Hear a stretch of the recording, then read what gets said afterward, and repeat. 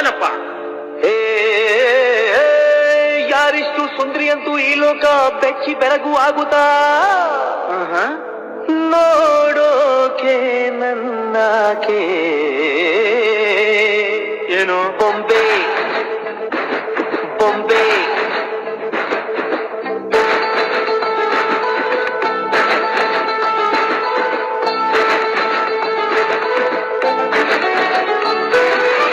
ಮಾತು ನನ್ನೋಳು, ಮೌನಾನು ನನ್ನೋಳು, ನೀರು ನನ್ನೋಳು, ಮುಂಗಾರು ನನ್ನೋಳು, ನಂದಂತ ಹುಟ್ಟಿ ಬಂದ ಚೆಲ್ವಿ ಇವಳೆ ಇವಳೇನೆ.